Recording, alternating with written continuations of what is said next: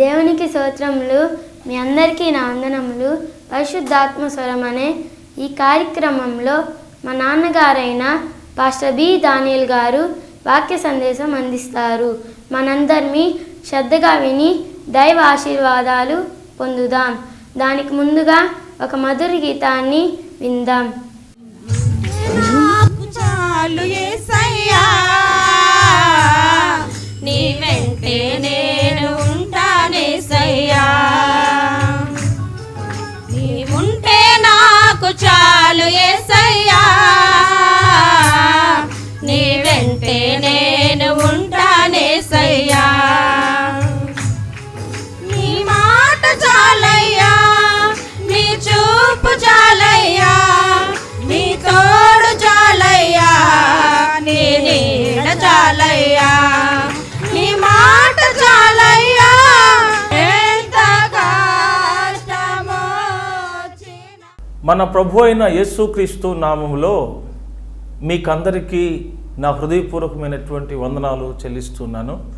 ప్రియులారా, దేవుని వాక్యాన్ని మనం చదువుకుందామండి. పరిశుద్ధ గ్రంథంలో 19వ కీర్తన 9 నుండి 11 వచనాలు చదువుతున్నాను. యెహోవా యందైన భయము పవిత్రమైనది, అది నిత్యము నిలుచును. యెహోవా న్యాయ విధులు సత్యమైనవి, అవి కేవలము న్యాయమైనవి.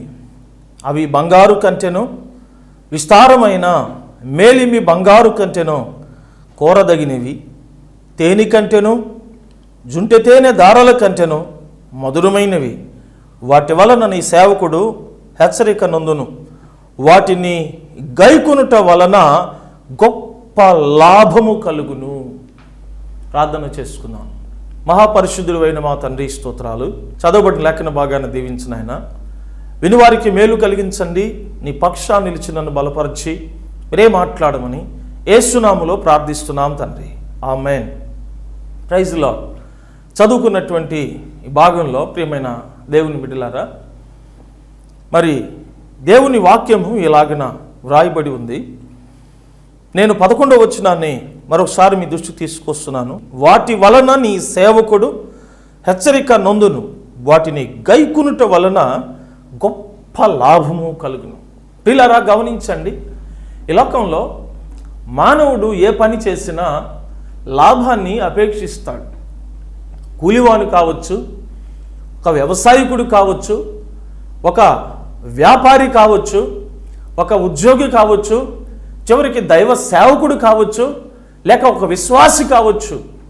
మరి ఎవరు ఏ పని చేసినా, ఎవరు ఏ ప్రయాస మరి కలిగి ఉన్నా లాభాన్ని అపేక్షించి మాత్రమే మరి ప్రయాసపడుతూ ఉన్నట్లుగా మనకందరికీ బాగా తెలుసు.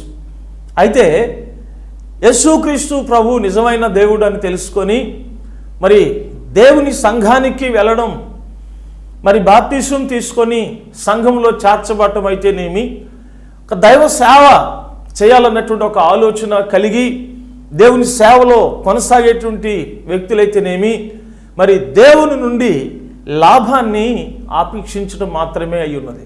దేవునికి స్తోత్రం కలుగునుగా, హల్లెలూయా.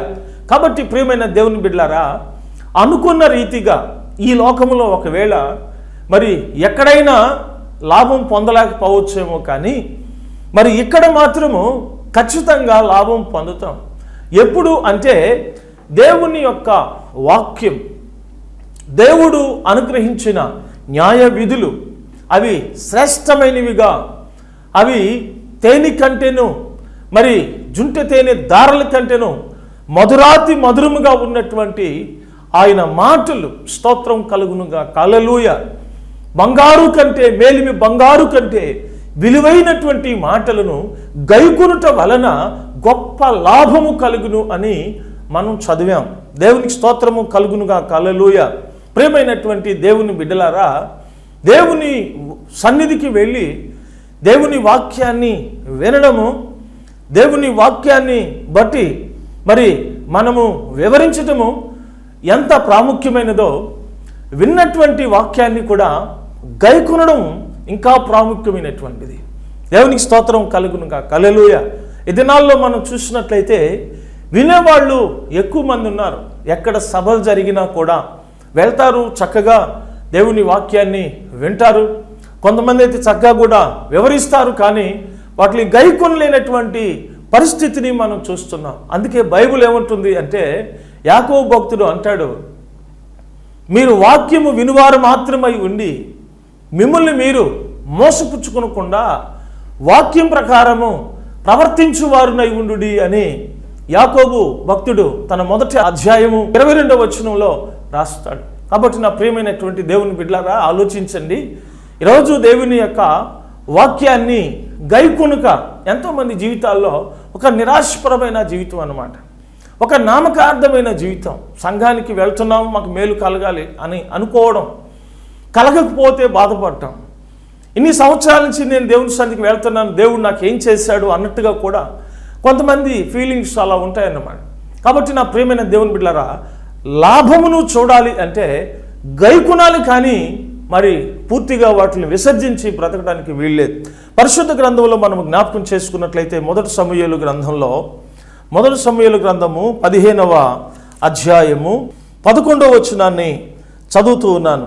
సౌలు నన్ను అనుసరింపక వెనుక తీసి నా ఆజ్ఞలను గైకొనకపోయెను గనుక అతనిని రాజుగా నిర్ణయించినందుకు నేను పశ్చాత్తాపపడుచున్నాను. అందుకు సమూయేలు కోపావేశుడై రాత్రి అంతా యెహోవాకు మొరపెట్టుచుండెను. దేవునికి స్తోత్రం. ప్రియ దేవుని బిడ్డలారా, సౌలు నన్ను అనుసరింపక వెనుక తీసినందున మరి అతన్ని రాజుగా నిర్ణయించినందుకు నేను బాధపడుతున్నాను సమూయేలు అని దేవుడు సమూయేలుతో మాట్లాడినప్పుడు, నా ప్రియమైన దేవుని బిడ్డలారా, మరి సమూయేలు కోపావేశుడై రాత్రంతా దేవునికి ప్రార్థన చేశాడు అంట. దైవ సేవకులు ప్రార్థన చేస్తూ ఉన్నారు. దేవుని స్తోత్రం, హల్లెలూయా. కానీ రాజు దేవుని వాక్యాన్ని అనుసరించక వెనుక తీసినట్లుగా మనం చూస్తున్నాం. అంటే దేవుణ్ణి బాధ పెట్టినట్లుగా మనం చూస్తున్నాం. ప్రియమైన దేవుని బిడ్డలారా, బైబిల్ ఏమంటుంది అంటే 10వ అధ్యాయము చదువుతున్నాను. నా ఎదుట నీతిమంతుడైన వాడు విశ్వాస మూలముగా జీవించును గాని అతడు వెనుక తీసిన ఎడల అతని యందు నా ఆత్మకు సంతోషం ఉండదు అని రాయబడింది.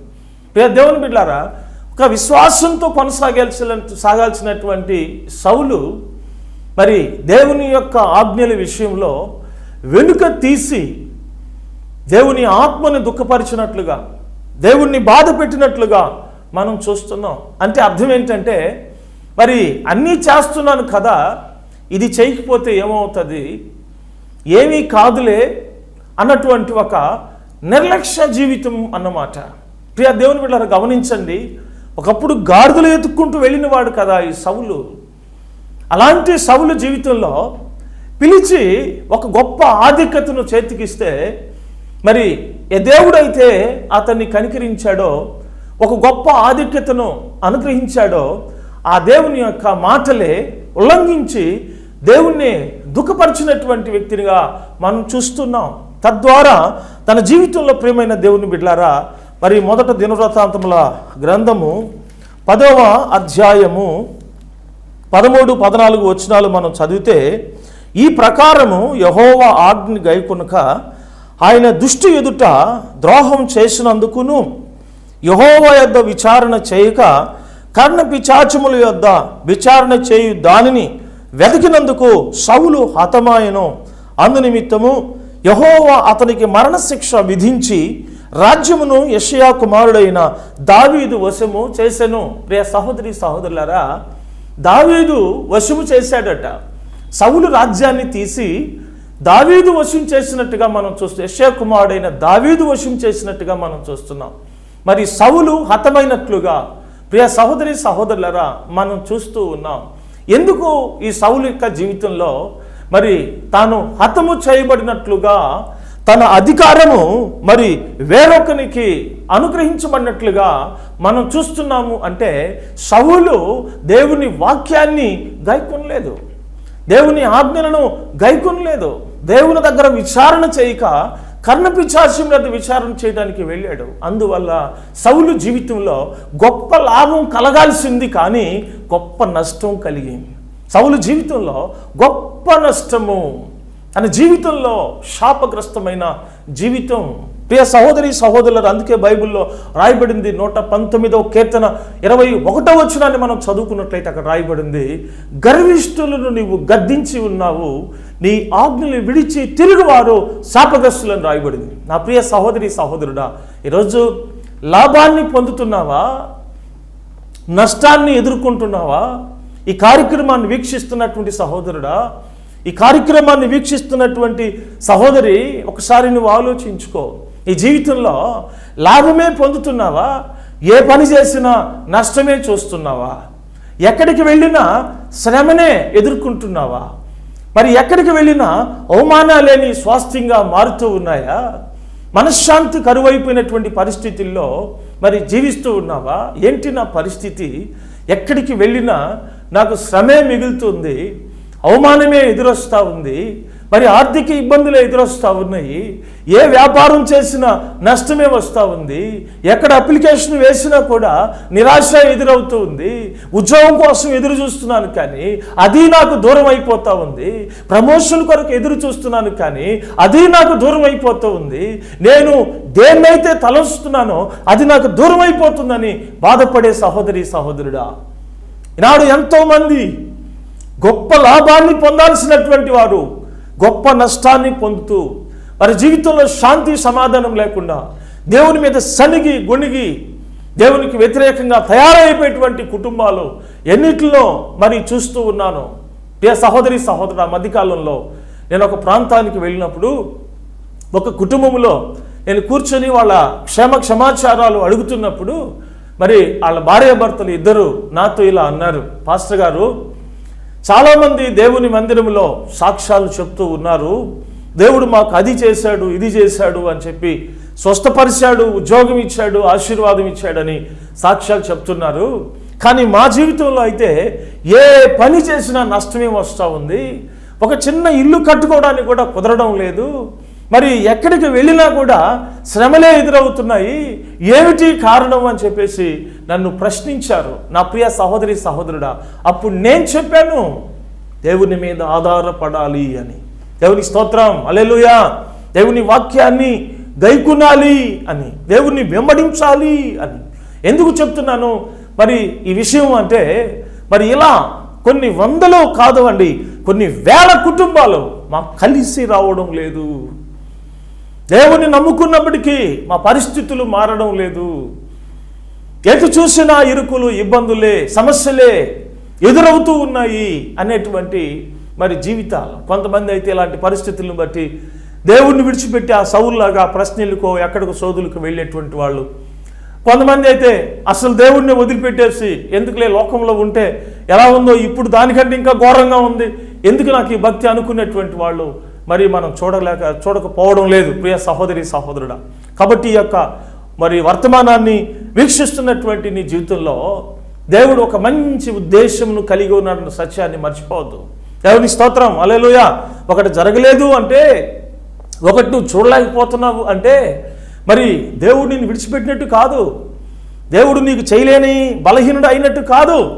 ఒక గొప్ప ఉద్దేశము కలిగి ఉన్నాడు. ఆ ఉద్దేశంలో నువ్వు రావడం లేదు, ఆయన ఆలోచన కొరకు నువ్వు కనిపెట్టడం లేదు, ఆయన చిత్తాన్ని నువ్వు తెలుసుకోలేటం లేదు. అందుకే అనేకమైన దెబ్బలు. అందుకే బైబిల్ అంటుంది, లోకాసువార్త 12వ అధ్యాయము 47వ వచనం చూస్తే, తన యజమానుని చిత్తము ఎరిగి ఉండి సిద్ధపడక ఉండి అతని చిత్తము చొప్పున జరిగింపని దాసునికి అనేక దెబ్బలు తగులును అని రాయబడింది. నా ప్రియ సహోదరి సహోదరుడు, ఆలోచన చేసుకోండి. కాబట్టి దేవుడు ఈ కార్యక్రమం ద్వారా నిన్ను సరిచేసి గొప్ప లాభాన్ని పొందే వ్యక్తిగా చేయాలని ఆశిస్తున్నాడు. దేవుని స్తోత్రం, హల్లెలూయా. బైబిల్లో ఏమని రాయబడి ఉంది అంటే, విశ్వాస సంబంధులే విశ్వాసము గల అబ్రహాముతో కూడా ఆశీర్వదించబడుదురు అని గలతీ 3:9 మనం చదువుతాం. ప్రియ దేవుని బిడ్డలారా గమనించండి, విశ్వాస సంబంధులే, క్రైస్తవ సంబంధులు కాదు, చర్చికి వెళ్ళేటువంటి వారు అని కాదు, సేవకులు అని కాదు, విశ్వాస సంబంధులు. విశ్వాసము కలిగిన అబ్రహాముతో కూడా ఆశీర్వదించబడతారు. వారు ప్రభువుని నమ్ముకున్నందుకు గొప్ప లాభముని పొందుతారు అని మనం చూస్తున్నాం. హల్లెలూయా. కాబట్టి ప్రియ దేవుని బిడ్డలారా, అబ్రహాము జీవితాన్ని మరి మనము గమనించినట్లయితే తన పెద్ద దాసుడైనటువంటి ఏలియాజరు అబ్రహాము గురించి ఒక చక్కని సాక్ష్యాన్ని మరి ఇస్తున్నట్టుగా మనం చూస్తూ ఉన్నాం. ఆదికాండము 24వ అధ్యాయము 35వ వచనాన్ని మనం చదువుకున్నట్లయితే, అబ్రహాము దాసుడు యెహోవా నా యజమానుని బహుగా ఆశీర్వదించెను గనుక అతడు గొప్పవాడాయన. అతనికి గొర్రెలను గొడ్లను వెండి బంగారములను దాసదాసీ జనమును ఒంటెలను గాడిదలను దయచేసెను. దేవునికి స్తోత్రం. హల్లెలూయా. అబ్రహాముని దేవుడు బహుగా ఆశీర్వదించాడు అంట. కాబట్టి అతడు గొప్పవాడు అయినట్లుగా చక్కని సాక్ష్యాన్ని మనం వింటున్నాం. నా ప్రియమైన సహోదరి సహోదరులారా, అబ్రహాము జీవితంలో కలిగిన గొప్ప లాభం ఏమిటి అంటే ఒక గొప్ప వ్యక్తిగా మరి మారడానికి ఉండడానికి ప్రభు ఆ స్థితికి ఆశీర్వదించాడు. దేవుని స్తోత్రం. హల్లెలూయా. కారణం ఏమిటి అంటే దేవుని వాక్యాన్ని గైకొనడం ద్వారా. ఆదికాండం 26వ అధ్యాయం 5వ వచనాన్ని చదువుతున్నాను. ఎలయనగా అబ్రహాము నా మాట విని నేను విధించిన దాని నా ఆజ్ఞలను నా కట్టడలను నా నియమములను గైకొనునని చెప్పాను. దేవుడే సాక్ష్యం చెప్తున్నాడు. అబ్రహాము నా మాట విన్నాడయ్యా, అబ్రహాము నా ఆజ్ఞలు నా విధులు మరి గైకొన్నాడు, ఒక్కటి కూడా విడిచిపెట్టలేదు. స్తోత్రం. హల్లెలూయా. మంచి సాక్ష్యం. ఇలాంటి సాక్ష్యము కలిగి అబ్రహాము దేవుణ్ణి సంతోషపెట్టాడు. సౌలులాగా దేవుణ్ణి దుఃఖపెట్టలేదు. నా ప్రియమైన సహోదరి సహోదరుడా, సౌలు దేవుణ్ణి దుఃఖపెట్టి సౌలు దేవుని వాక్యాన్ని దేవుని ఆజ్ఞలను విసర్జించి వెనుకదీసి గొప్ప నష్టాన్ని పొందుకుంటే, అబ్రహాము దేవుని వాక్యాన్ని దేవుని ఆజ్ఞలను తూచ తప్పకుండా గైకుని గొప్ప లాభాన్ని పొందినట్లుగా మనం చూస్తున్నాం. దేవుని స్తోత్రం. హల్లెలూయా. కాబట్టి నా ప్రియ సహోదరి సహోదరులారా, నేడు నీ జీవితంలో ప్రతి విధమైన నష్టము కూడా ఒక గొప్ప లాభంగా మార్చబడాలి అంటే ఈరోజు సంఘానికి వెళ్ళే వ్యక్తిగా మాత్రమే నువ్వు ఉండొద్దు. కేవలం సేవ చేసే వ్యక్తిగా మాత్రమే నువ్వు ఉండొద్దు. దేవుడు ఏం చెప్తున్నాడో కాస్త ఆలోచించు. దేవుడు ఏం చేయమంటున్నాడో కాస్త ఆలోచించు. దేవుని వాక్యాన్ని తోసివేసి దేవుని ఆజ్ఞలను పక్కన పెట్టి కేవలం నేను విశ్వాసిని అనుకుంటూ, కేవలం నేను సేవకుని అనుకుంటూ, వాక్యానికి నీకు దేవుని యొక్క మరి గ్రంథం నీ చేతిలో ఉన్నప్పటికీ బైబిల్కి నీకు సంబంధం లేకుండా నువ్వు జీవించినట్లు అయితే, నీ సొంత తెలివితేటలతో నువ్వు నడిచినట్లు అయితే ఏదో తాత్కాలికమైనటువంటి అవసరాలు నువ్వు తీర్చుకోగలవేమో కానీ, తాత్కాలికమైనటువంటి పనులు నువ్వు చేసుకోగలవేమో కానీ, ప్రియ దేవుని బిడ్డలారా, గొప్పవాడివైతే నువ్వు కాలేవు, గొప్ప లాభమైతే నువ్వు చూడలేవు. దేవునికి స్తోత్రం కలుగునుగా. హల్లెలూయా.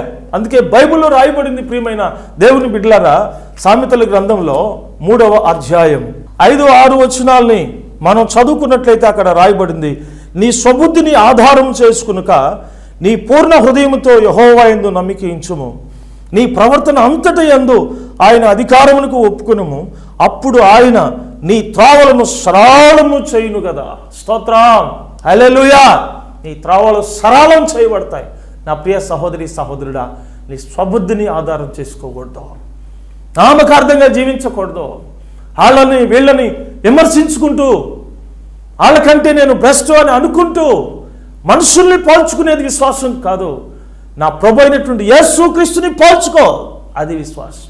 నా ప్రభు ఎలా ఉన్నాడు, ఆయన ఎలా జీవించాడు, ఆయన ఎలాంటి ప్రేమ కలిగిన వాడు, ఆయన ఎలాంటి కృప కలిగిన వాడు, ఆయన ఎటువంటి శక్తి కలిగిన వాడు, నేను ఎలా ఉన్నాను, నా జీవితం ఎలా ఉన్నది పరీక్షించుకొని క్రీస్తు అడుగు జాడలలో నువ్వు నడవగలిగినట్లయితే గొప్ప లాభాన్ని నువ్వు చూడగలవు.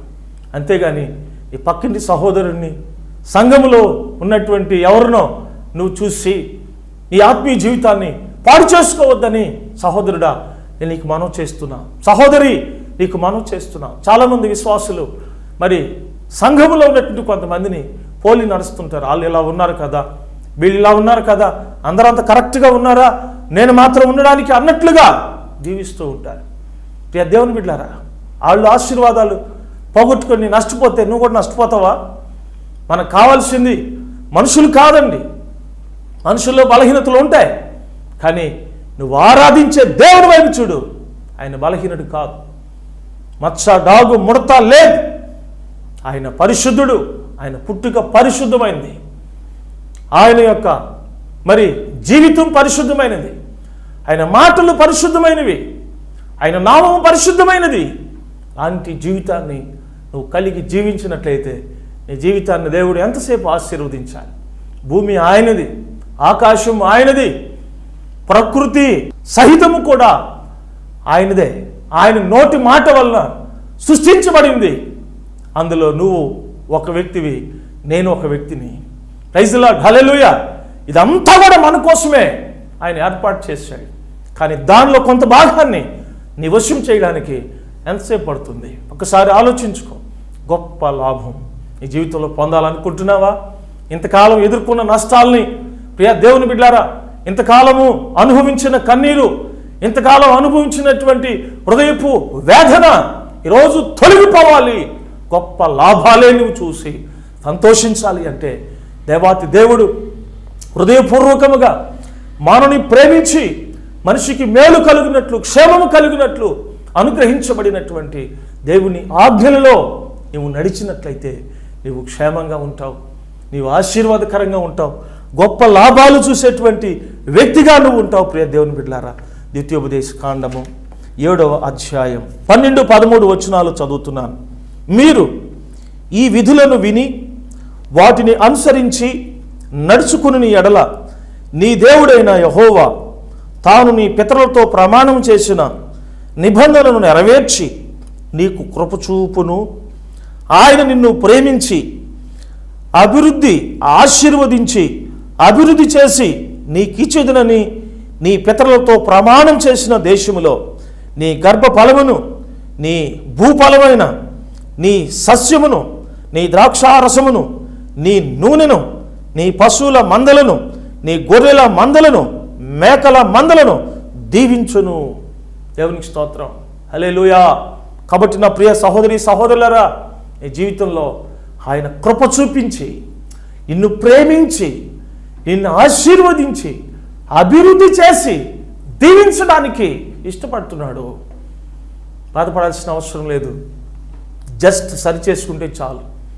ఎక్కడ నేను దారి తప్పుతున్నాను, ఎక్కడ నేను బలహీనపడుతున్నాను, ఎక్కడ నేను ఆశీర్వాదానికి వేరుగా ప్రయాణం చేస్తున్నాను, వాక్యం ద్వారా పరీక్షించుకుంటే, సరి చేసుకుంటే, ప్రియ దేవుని బిడ్డలారా, దేవుని వాక్యంలో నీ అడుగులు వేసి నడిచినట్లు అయితే కృప చూపిస్తాడు దేవుడు. ఎన్నాళ్ళ నుంచి నువ్వు చూడని కృప, ఎన్నాళ్ళ నుంచి పొందని ప్రేమ, ఎన్నాళ్ళ నుంచి పొందలేని ఆశీర్వాదం, ఎన్నాళ్ళ నుంచి పొందలేని దీవెన, ఎన్నాళ్ళ నుంచి పొందలేనటువంటి అభివృద్ధిని కెమేదట నువ్వు చూడబోతా. గొప్ప లాభం, వాటిని గైకొనట వలన గొప్ప లాభం కలిగిన నా జీవితంలో మరి అనేక సంవత్సరాలు ఈ లోకంలో యేసు అంటే ఎవరో తెలియని స్థితిలో నేను జీవించాను.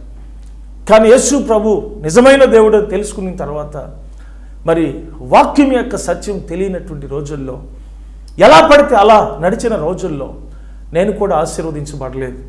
ఎప్పుడైతే దేవుని వాక్యం మీద దృష్టి పెట్టి మరి ఈ లోక సంబంధమైనటువంటి మనుషుల్ని, మరి ఈ లోకంలో ఉన్నటువంటి మరి సంఘాలని చూడక దేవుని వాక్యాన్ని బట్టి, దేవునికి ఉన్నటువంటి ఆ సుగుణాలను బట్టి ఆలోచిస్తూ ఆ జీవితాన్ని ముందుకు నడిపించుకున్నప్పుడు మరి దేవుని యొక్క కృపని నేను చూశాను, దేవుని ఆశీర్వాదాన్ని నేను చూశాను, దేవుని అభివృద్ధిని నేను చూశాను, దేవుని యొక్క మరి గొప్ప దీవెన నేను అనుభవిస్తూ ఉన్నాను.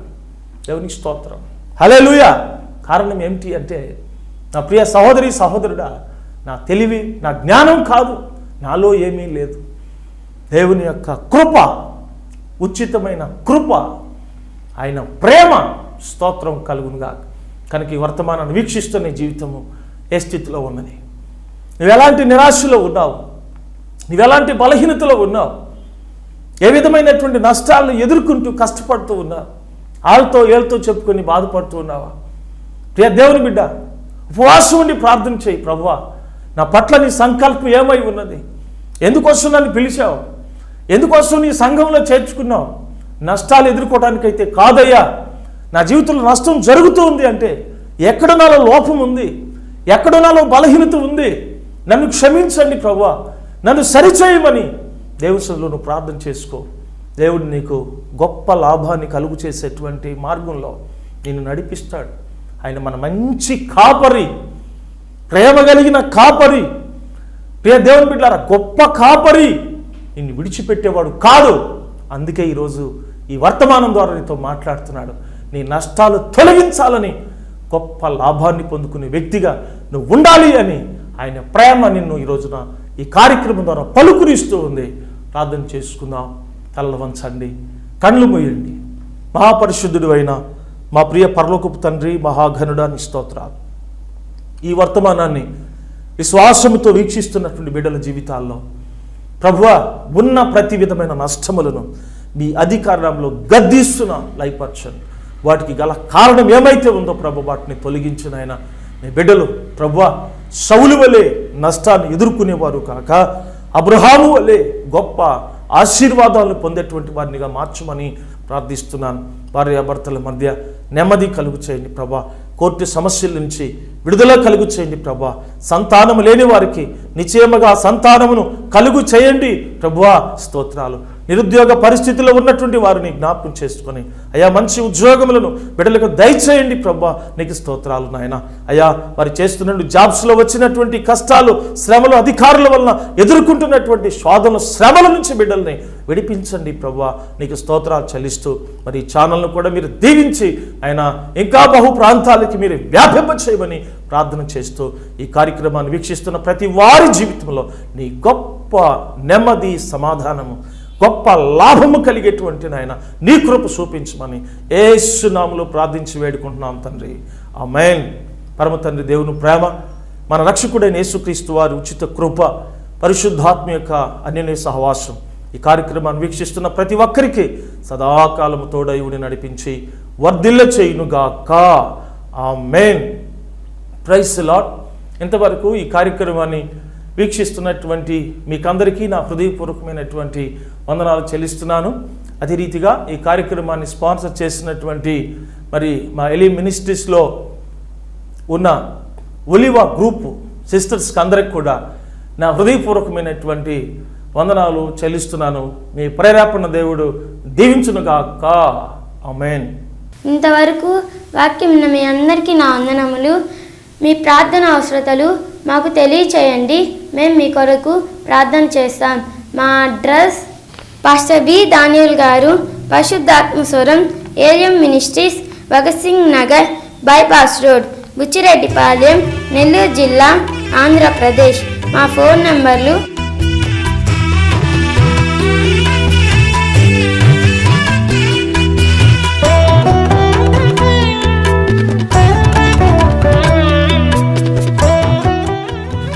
మీ అందరికీ నా వందనములు.